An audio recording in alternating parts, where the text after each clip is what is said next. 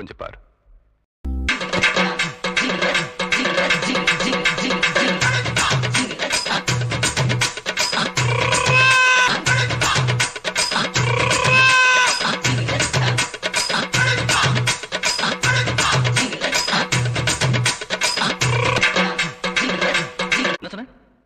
கூட்டம் சேர்த்தவன் எல்லாம் ஜெயிக்க முடியாதுன்னு சொன்னேன்ல, உண்மைதான்.